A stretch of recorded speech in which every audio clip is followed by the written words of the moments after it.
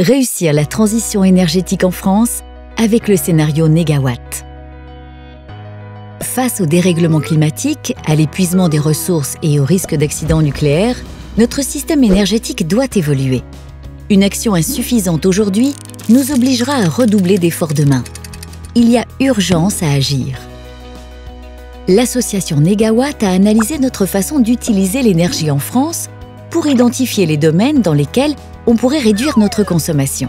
Par exemple, dans le secteur du bâtiment, premier consommateur d'énergie, améliorer l'isolation thermique permettrait de diviser par 3 la consommation de chauffage. Le simple fait d'éteindre les équipements des bureaux pendant la nuit, comme les ordinateurs, l'éclairage ou la ventilation, économiserait environ un tiers de leur consommation électrique. Le transport est le premier secteur émetteur de gaz à effet de serre.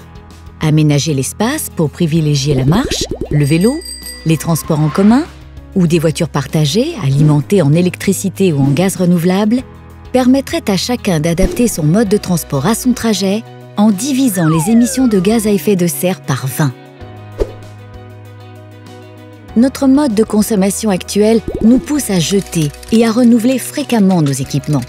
En fabriquant des objets durables, réparables et recyclables, on réduirait la production et donc la consommation d'énergie et de matières premières dans le secteur industriel. L'agriculture, notamment l'élevage bovin, rejette énormément de gaz à effet de serre.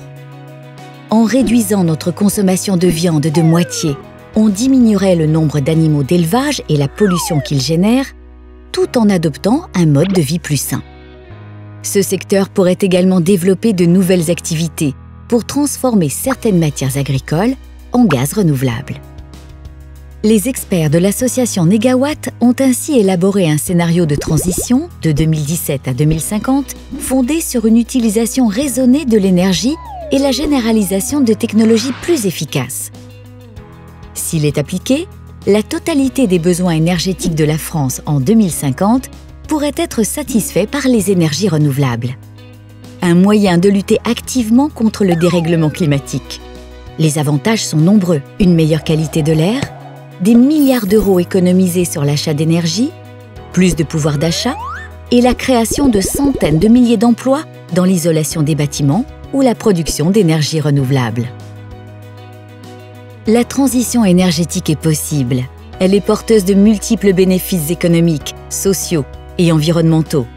Sa mise en œuvre est l'affaire de tous, des citoyens à l'État, en passant par les entreprises et les collectivités.